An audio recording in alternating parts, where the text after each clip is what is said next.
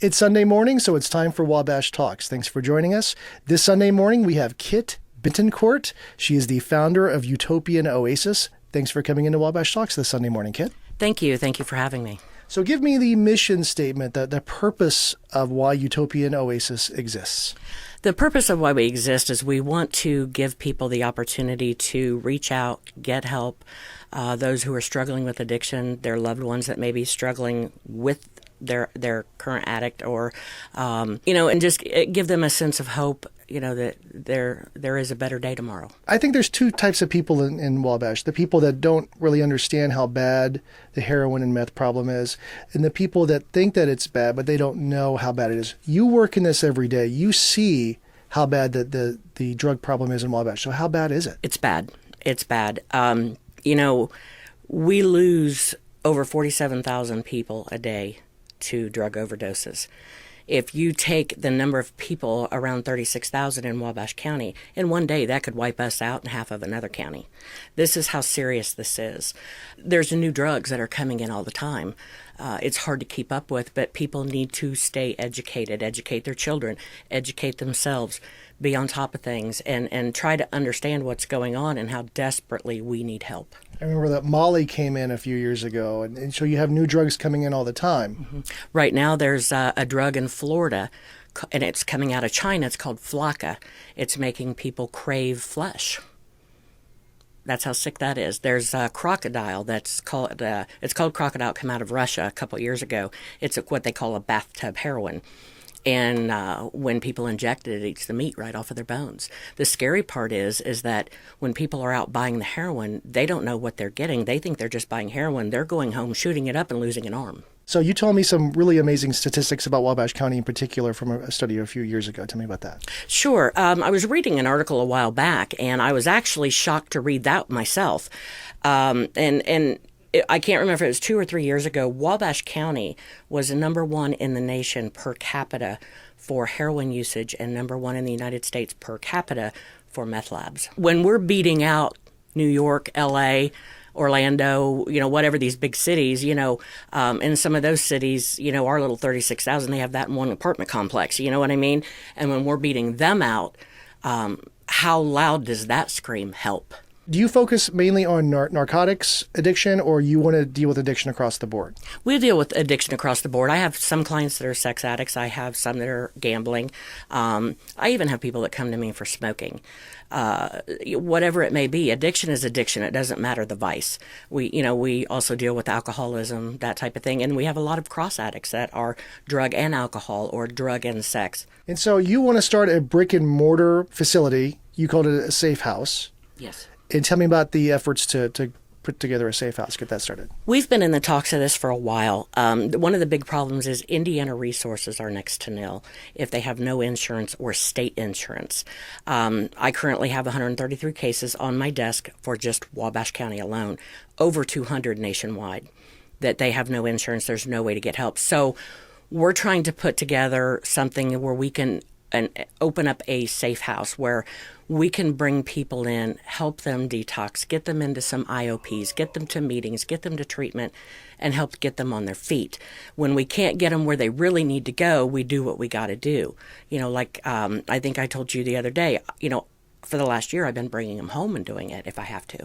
Whatever I have to do, I just want to see people recover. So you bring these people home with you to your house sometimes? Oh, yes, I have. Absolutely. When I can't find anywhere to put them. And, what do you do when you have somebody standing in front of you crying and begging for their life because they know they're going to die? What do? You do what you have to do. Some people say if these people need help, they'd go out and get help. But it's not that easy because it's very expensive to get help. Tell me about that. Oh, my gosh, yes. Treatment in a facility runs anywhere between $20,000 and $70,000 for a 28 to 30-day stay. Nobody has that kind of money. If you have a good PPO plan for insurance, I can have you on a plane out of here in 12 hours or less. An HMO takes me a day or two. If you have state insurance, HIP, or no insurance, you got about a 1 in 1,000 chance of getting anything.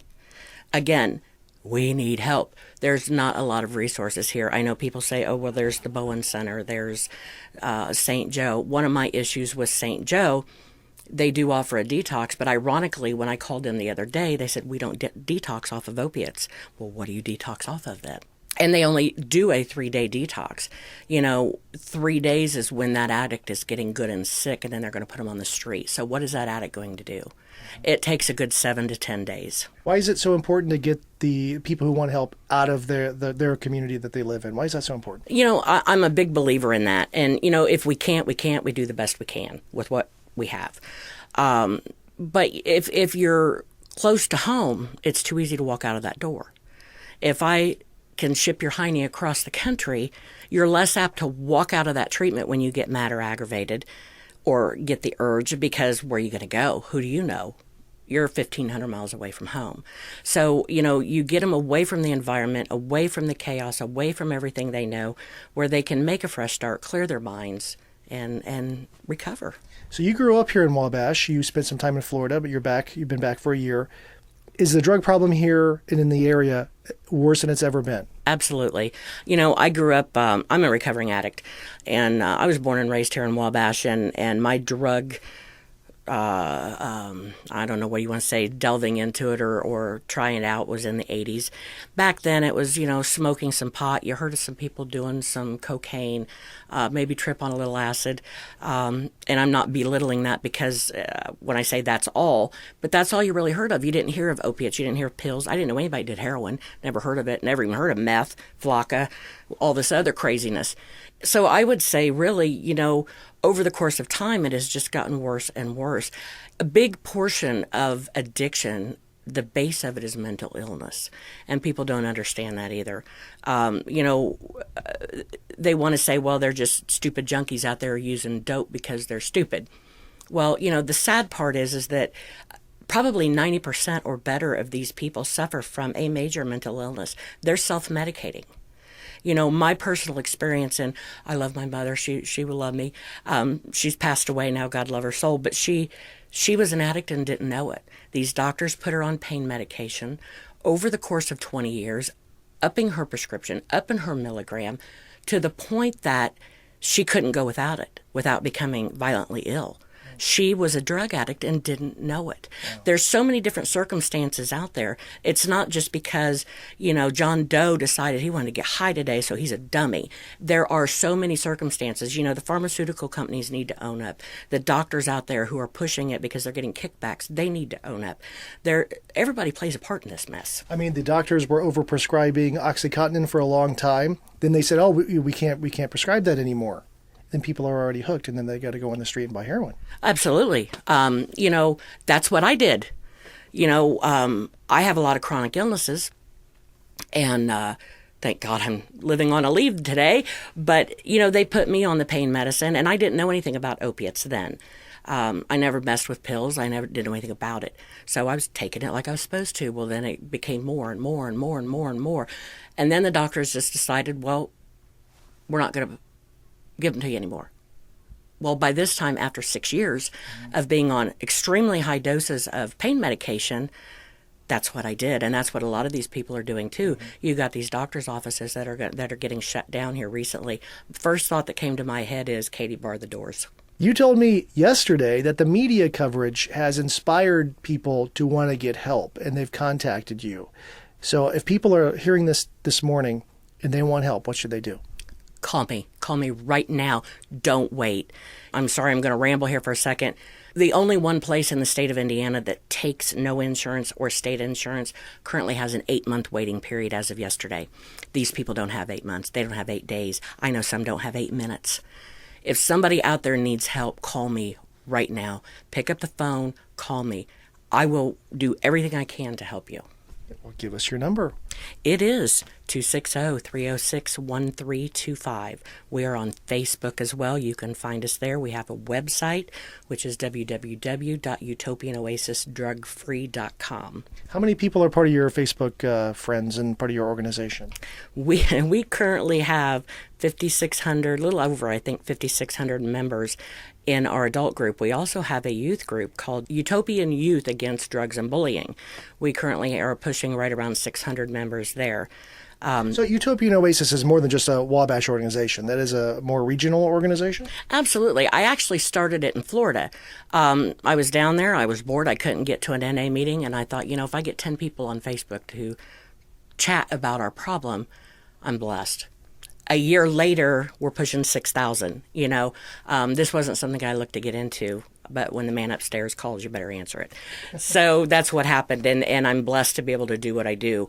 We help people nationwide. Like I said, we've in the last year, we are up to 133. It seems to be a magic number right now. 133 people into treatment in the last 12 months without a penny.